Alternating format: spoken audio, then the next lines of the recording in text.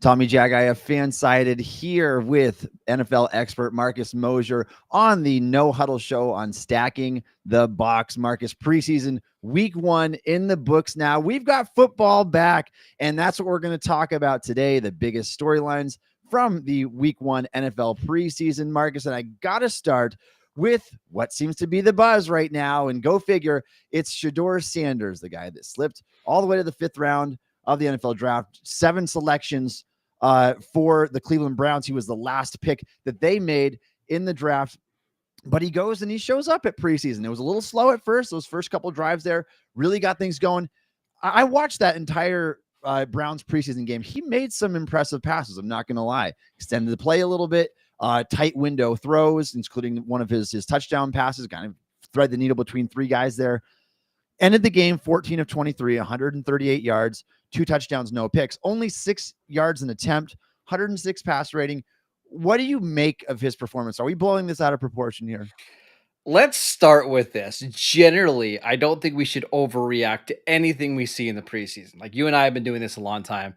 We could go through countless players that had awesome preseasons that it didn't translate to the NFL. Now there are a couple guys that have had awesome preseason performances out of nowhere that did turn into dudes in the league. So it does happen, but I want everybody to relax a little bit, because what we see in these preseason games more often than not doesn't translate to the field or to the regular season. But I do want to say with Shedeur, one of the things that you saw was he got more comfortable as the game went on. You could tell those first 2 drives, like he was pumped up, and I get it, like this first NFL start.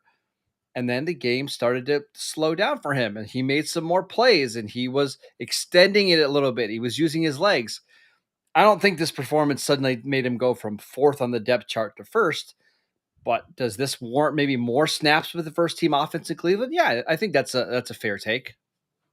Yeah, I think it was the right choice for sure, giving him essentially the whole game there. I mean, only 8 passes went to Tyler Huntley, and that was for injury purposes too. But you need to see what you have in Shedeur, the team's 4th quarterback on the Browns' first listed depth chart of the preseason. Do they keep 4? I mean, do they make an exception to keep Shedeur if he continues to go this way? They drafted Dylan Gabriel in the 3rd round. Maybe Kenny Pickett's the guy on the way out. But if Shedeur keeps playing the way that he is, he's going to draw the attention of the coaching staff. I do think that it's getting blown out of proportion a little bit. The yards per attempt, the completion percentage here isn't particularly great. And Marcus, let's face the facts here. You're going against the Carolina Panthers backup football players. And so a good game is to be expected, I think, from most capable quarterbacks. I don't want to take away from some of the nice plays. He had a really nice pass deep down the middle of the field, deep post over the middle of the field as he was taking a lick. He can do that stuff. That's the kind of stuff that we saw from him at Colorado. And so you see the flashes there. If he can continue to build on this, where do you think it goes? Like, what do you think is the best case scenario for Shedeur after seeing him in this week 1 preseason game in terms of where he can end up on the Browns opening day depth chart? We should mention that some of Carolina's starters played the first couple drives, but that's also when he struggled a little bit. As he started to get deeper into the rotation, that's when we saw, more backups play and Shedeur play well. So just wanted to put that out there. It wasn't like he was playing only against backup quarterback or backup defensive players, but I don't know. I don't know what Cleveland's going to do here. My gut has always told me that they're going to trade one of the 2 veterans, Joe Flacco, probably not him, but more likely Kenny Pickett, try to get some kind of draft capital back to a team that either needs a better backup quarterback, and there are plenty. We have watched plenty of preseason football over the weekend. There are a lot of teams that could upgrade their backup quarterback situation and then roll into the season with, let's say, Flacco, Gabriel, and Sanders. But I think that the more interesting thing is, who is that quarterback behind Joe Flacco? Because I just don't envision any scenario in which Joe Flacco is the starter all year long. You look at that Browns schedule, and it's absolutely brutal. And they're going to have to probably play a young quarterback. Right now, Gabriel's ahead of him pretty clearly on the depth chart, but I wonder what that's going to look like a month from now. Yeah, Marcus, going back to it, it's the Carolina Panthers. Everybody's a backup, right? I mean, most of their players. That's probably a little bit harsh, but let's shift from the Shedeur conversation. We're going to talk about some other rookie quarterbacks here in a second. But let's talk about Travis Hunter. Obviously, I watched the Steelers preseason game against the Jaguars twice in its entirety. Hunter, I mean, he didn't do a lot in this game, but what's worth noting the most is his usage. I mean, the guy played 10 snaps on offense, 8 snaps on defense. You're talking about almost an even split. Now, he started with the offense, came a little bit later with the defense there. What do you make of this, Marcus? Is this a sign of things to come? Because we just saw a glimpse, a snapshot of one of the top players in the draft in his first preseason game. How is this going to look like when we get to week 1 of the regular season? What do you think his snap distribution is going to be? It's really interesting that James Gladstone, the new GM, and Liam Cohen, the new head coach over in Jacksonville, they're following through with everything they said this offseason. He's going to play both sides of the ball. We're giving him more work on offense, loading him up on offensive snaps because they feel like he's more of a natural corner and just he needs fewer snaps on that side of the ball to get ready. But also, if you're trading 2 first-round picks, the number 5 pick and your future first-round pick for Hunter, he's going to have to be a weapon on offense. And honestly, the thing that really stood out to me is how they were using Travis Hunter on offense. 5 of his 10 snaps on offense came in the slot, and that's notable because in Liam Cohen's offense, the slot receiver absolutely gets fed. They see the most targets of anybody in this offense. Now, they have Brian Thomas Jr., who had an unbelievable rookie season, but if it's Travis Hunter going to be the guy that's in the slot getting targets, there's a chance that he just has better numbers than what Thomas does. And that's fascinating, not only from a real life perspective, but there's a lot of fantasy football people out there that are trying to figure out how this wide receiver distribution is going to look like. But I think we just saw a little glimpse of the plan for Travis Hunter in Jacksonville.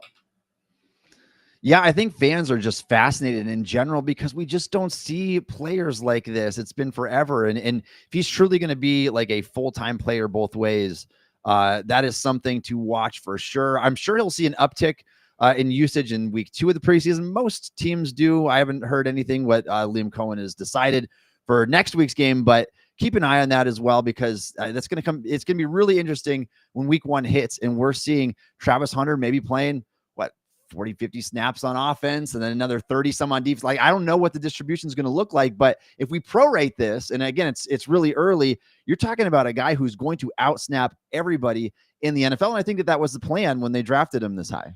Yeah. And we also saw one of the more interesting things is this is going to be a team that plays in 11 personnel, 3 tight ends, right? But in the one snap that they played 12 personnel, 2 tight ends, that's the snap that Travis Hunter was off the field. So maybe we don't see him as an every down receiver. We see the Jags try to do some things to give him, a rest on offense. And he's only coming in during 3 receiver sets, during obvious passing situations. But we already saw like the guy just moves differently than everybody else. And I cannot wait to see what it looks like in the regular season. He's going to be fun for sure. Let's shift from Travis Hunter and talk about a few other rookie quarterback performances here. A guy that's getting completely overshadowed, it seems right now, because of Shedeur Sanders is Jaxson Dart, the other first-round quarterback. Obviously, the Giants traded back into the first round, drafted Abdul Carter early on. But Dart comes into this game as the backup quarterback to Russell Wilson, who got the first series there. He throws 12 of 19 completions, 154 yards, 8.1 yards an attempt, and a passing touchdown. There was a beauty deep down the left sideline. Some of those moon balls kind of modeling right after Russell Wilson there. But that's what we saw from him at Ole Miss at times. What did you make of his rookie performance, and how would you compare what he did compared to what Shedeur did? Well, first of all, I want to start with Russell Wilson because Russell Wilson, I don't have the numbers in front of me, but I'm pretty sure he was 6 of 7 for 28 yards. Yeah. Yes.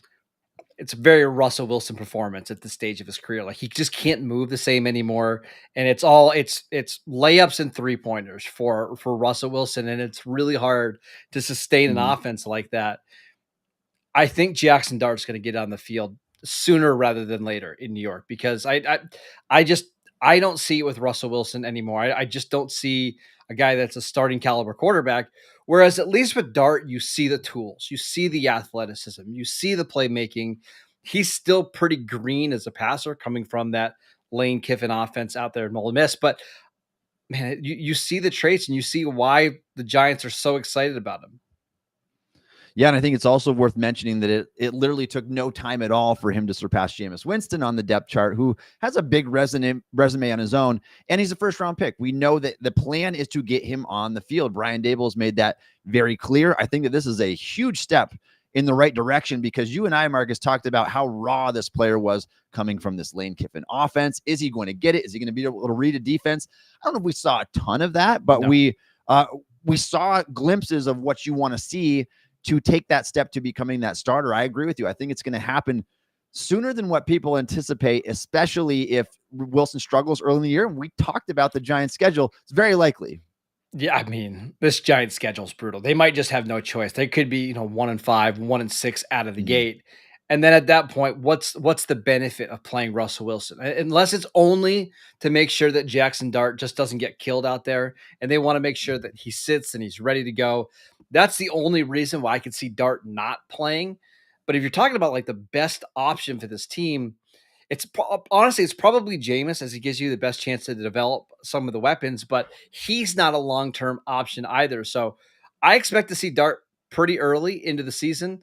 And based on just what we saw in week 1, I think there's enough there that you can build a viable offense around him.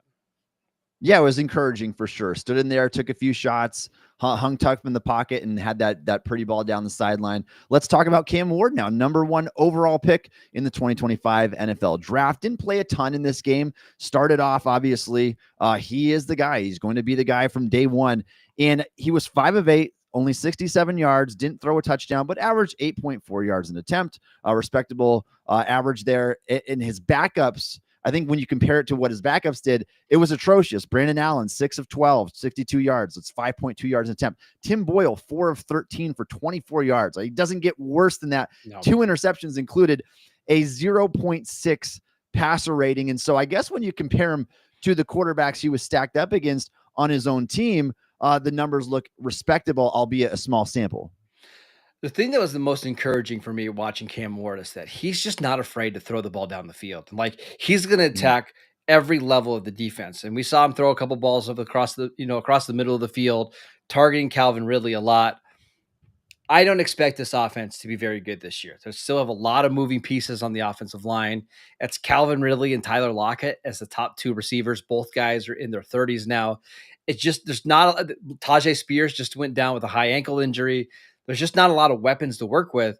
So it's going to be a lot of Cam Ward having to do things by himself. And it might not be the most efficient, but I do think, man, I thought he looked pretty good, all things considered, in this debut. It's crazy, Tommy, because I feel like this is the least talked about number 1 pick at quarterback probably in my lifetime. Like, there's just no hype and no buzz. And it's not because Cam Ward's not a good player, but I think it's because the Titans are so bad right now that it's just hard to get excited about this franchise right now. It's hard to think that any quarterback to come out recently would get this team to where it needs to be early on enough, like what Jaden Daniels was able to do last year. Like, they're just not there. They're not even close to that. And so I agree with you, Marcus. I think that what we're going to see from Ward is he's going to show those flashes, but I'd be really surprised if his numbers are good on paper because of his supporting cast. I think that's going to be a big issue for him.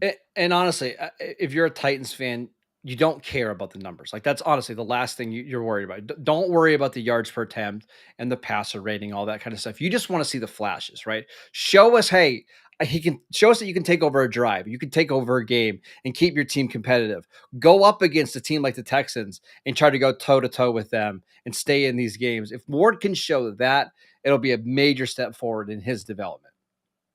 All right, Marcus, let's talk about not a rookie quarterback, but one who is acting like one, and that's Anthony Richardson and Daniel. We'll talk about Daniel Jones here together in the quarterback battle with the Indianapolis Colts. But Richardson is a guy that needed to show up. He needed to stay healthy. And what happens? There's unblocked rusher off the edge. His finger gets all bent out of shape. And even before that, we didn't see the performance that we needed to see from him early in this game. He got the start. He had an opportunity to make some plays. Man, we're in year 3 of Anthony Richardson. The tools are undeniable. I mean, the size profile, the arm strength, but is he ever going to pull it all together? And now Daniel Jones is going to start the second preseason game.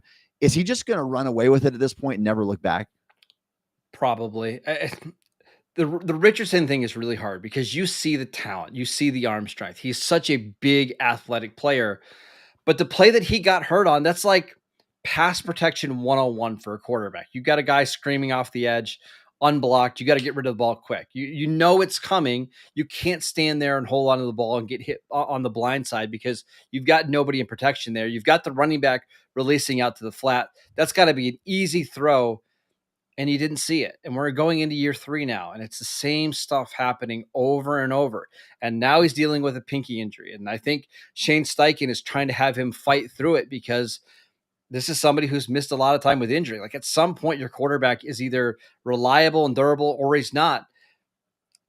I think we're getting really close to the Anthony Richardson era being over in Indianapolis. And Daniel Jones is not a sexy option at all. I'm not excited about watching Daniel Jones be a starting quarterback again, but he can do the fundamental and routine things that Anthony Richardson just has never been able to do at any level. And that's probably why he's going to get to start.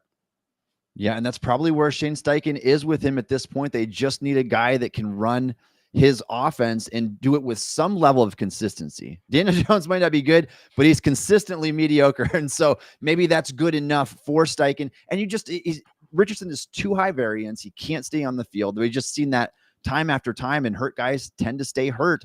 And unfortunately, that's his issue. Well, and I'll give you a good example. Like Daniel Jones, I do not think is a very good quarterback, but he comes into the game and everything is on timing and in rhythm. And Tyler Warren gets 2 quick catches right away. And you can have not a good offense, but you can have a functional passing offense with Daniel Jones. And when you've got guys like Tyler Warren, who you spend a first-round pick on, you drafted A.D. Mitchell in round 2, you drafted Josh Downs, you pay Michael Pittman, you need a quarterback that can at least get them the football somewhat consistently. We know that Anthony Richardson has not been able to do that. He's one of the least accurate passers in NFL history. I understand the appeal of like, hey, this guy has way more upside if he hits. We have our franchise quarterback. We're just at a place now where you're not even getting passable play.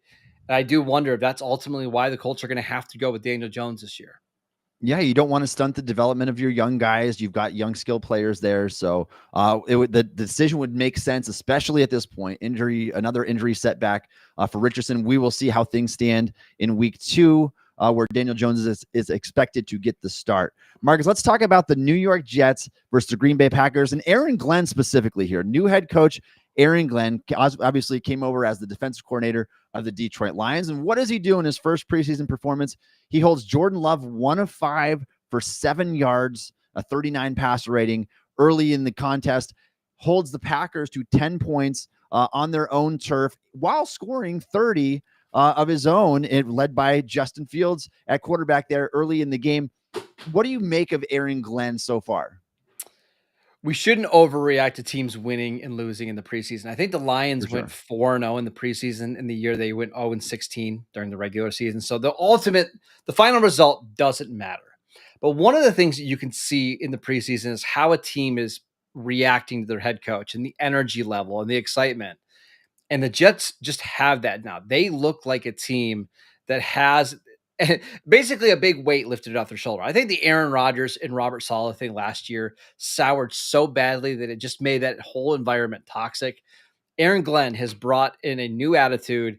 And man, you watch the first couple drives with Jordan Love in this game, and even the first couple drives when Malik Willis was playing, those quarterbacks were in a rough spot. Like they were doing some super exotic blitzes. They had Jordan Love just like double clutching on some throws. This Green Bay offense basically did nothing in the first half. They had 3 total points. I believe their longest drive was like 6 or 7 plays. This is a defense that I'm really excited about. We'll see about the offense of the Jets with Justin Fields and that young offensive line, but I think this Jets defense, which has a ton of talent, could be one of the best in the league, and Aaron Glenn is the right guy to call those plays. I think this could be a dominating unit. Yeah, I mean, it certainly looked the parts in the first preseason game. They held the Packers to 64 passing yards as a team, 3.8 yards an attempt. And maybe Aaron Glenn can be a Mike Vrabel or a Mike Tomlin in terms of getting your team hyped up to play around you. He seems to be doing a great job at that so far. We'll see if that continues. But an impressive performance nonetheless even if it is just exhibition action. Marcus, let's talk about TreVeyon Henderson for a second here. He started things off with a bang, the 34th overall pick of the New England Patriots here, takes the opening kick to the house, 100 yards. He follows that up with one carry on the night, and it went for 18 yards, almost an explosive play off of his only run. They'd seen enough. They know what they're going to get out of TreVeyon Henderson. It's explosiveness. And so what do you make of his first performance, even though it's just a few plays here? I mean, you could see the speed. Like, if you had any questions about his speed at Ohio State transferring to the NFL, I mean, obviously it is. The Patriots just haven't had a guy at running back like this in a long time, like a legit home run hitter. And yeah, it happened on the kick return. But I think the point is that he is going to be an explosive weapon for this offense. And he's somebody that like Drake May needed, somebody that you can just give dump offs to and let it take it to the house, and give somebody that can hit some home runs from the backfield. They've got a young wide receiver core outside of Stephon Diggs. It's going to be an offense that's in transition. It's still developing, but man, having a guy like TreVeyon Henderson who can just get you these explosive plays for an offense that was not explosive at all last year, it's exactly what Josh McDaniels in this New England Patriots offense needed. Yeah, and if you were deciphering like which running back should the Patriots have taken in that situation, should they have taken one that early in a loaded running back class, I think that Henderson is already starting to put some of those worries to bed. Like he could be that guy. He's got the makeup to be that Dalvin Cook type rusher, the guy that can hit explosive plays consistently for the New England Patriots. It's what they've been desperately lacking in an overall slow running back room in these recent years. So we'll see what he brings to the table. Very small sample, but extremely impressive. Couldn't have been more efficient on his two opportunities in this game. 100-yard kick return, an 18-yard carry. It was pretty great. Marcus, I want to close today's show by talking about some of the other fun moments that we saw in the preseason. And there's one I have to bring up because I'll give you a little bit of a rundown here of what happened. I'm watching the Steelers game. I think that we're going into halftime here, Steelers versus Jaguars. I'm already flipping over to watch some of the other preseason while that game is going into the tunnel. Little did I know that Cam Little, 21-year-old Jaguars kicker, is about to kick a 70-yard field goal. Like that ball needs to go like in the Hall of Fame. Like, I know this is exhibition, but the scenario is still essentially the same. You don't have the pressure on you like an in-game game-winning kick, but there's guys out there trying to stop you from making the field goal still. 70 yards. This would have been unheard of years ago. Like, what's going on? I know there was a long time where the longest field goal in NFL history was done by, I think it was Jason Elam and Tom Dempsey. I think they were both 63-yard field goals, and they both happened in Mile High, right? Where you're up and you got the altitude, right? Yeah. And that helps out a little bit. A 70-yard field goal. And honestly, Tommy, the thing that was so funny to me is when he kicked it, I thought, oh, he kicked it way too high. Like you're just never going to be able to get the distance on it. But he kicks it high, and he had honestly like 4 yards to spare. I remember when Justin Tucker kicked his the record-setting field goal. I think it's 67 yards, and it hit the upright or hit the crossbar and then bounced in. This one cleared it with no problem at all. And some of the reports out of Jacksonville, like these guys weren't surprised. Like he's hit 72 and 73 yarders in practice with a rush. Unbelievable. It's one of the craziest things I've ever seen. And you would think, Marcus, to make a kick, like just the physics here. I'm not a math guy, but the physics to do this, you would think you'd have to have like a kicker that's like 6'4", 6'5", 215, 220 pounds. He is 172 pounds, smaller than I am. And so he's out there making a 70-yarder, banging it through. During his rookie season, he's kicked over 93%, was just electric. Like maybe we're looking at the next great kicker in the NFL. It was maybe way too early to say that, but when you can kick a 70-yarder, like it's nothing. Like, I don't know. This is pretty impressive. Well, I mean, I doubt that Jacksonville is going to give him a ton of opportunities to kick 70-yard field goals, right? Like, no, the risk is too high. You missed, yes, you missed the kick, and you got great field position the other way. However, with the NFL changing the touchback rules this year, where if you get a touchback, you start the ball at the 35-yard line. Man, Jacksonville's only going to need about 15 yards to be like having like a 66, 67-yard attempt on offense. And that's quite the weapon to have, right? Like if you got a guy that you feel confident, like he's going to get it there on 65, 66-yard field goals. It's just whether he makes it or not. Now we're talking about completely changing how you play offense and the philosophy there. So I'm going to assume that we're going to get some other really long attempts from Little this year.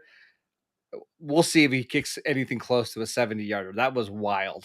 Oh yeah, now that we've seen him make that with a little bit of room to spare, maybe we'll see a situation or two in Jacksonville where again it's like that. There's no risk to it involved really, where you're going into the half, you can wear the time down and say, hey, we might as well try this. Let's give it a shot. He's done it before already, but really impressive stuff here. Marcus, what else struck you as something noteworthy during week 1 of the preseason? I mean, I think we should just take the preseason not too serious, right? And just enjoy the fun moments. Like the Cam Little kick was fun. Okay, another one. Ray Davis, he kicked an extra point for Buffalo. And again, extra points are not from the 2-yard line like they used to be. They're 37-yard field goals now. Ray Davis kicked one, the backup running back.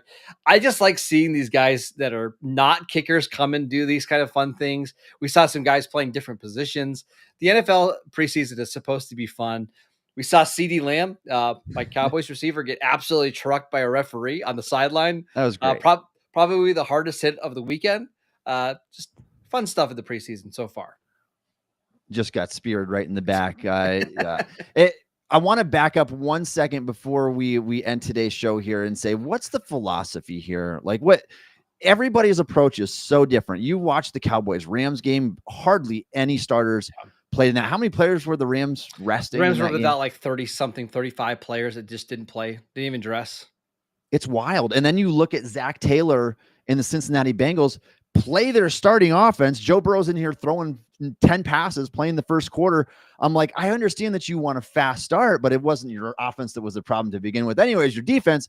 But that's kind of besides the point. Like, what strategy is ultimately the best? You're trying to find the right balance between risk and reward, between not having a dismal start, kind of like the Bengals did, which is the reason why Taylor played his starters. They started 1-4 last year. You don't want to have a start like that to the season, but at the same time, you don't want to add adverse injury risk to your star players or to anybody in the preseason. So what do you think is the best approach? You just had to put one out there. I think it depends on your team a little bit. And I think the Bengals are a good example. Like the Bengals under Zach Taylor have been one of the worst September teams in the league. Like the game they had against the Patriots last year in week 1 was abysmal. I remember a couple of years ago, Joe Burrow and the Bengals played the Steelers in week 1. And I think Burrow had 5 interceptions in that game. They kind of need, I think they've realized that they need the preseason to kind of knock off some of the rust. And yeah, it's more the defense than the offense, but they needed the work. There's other teams out there like the Cowboys and the Rams who have never played guys in the preseason, and they use these joint practices as their kind of tune-ups.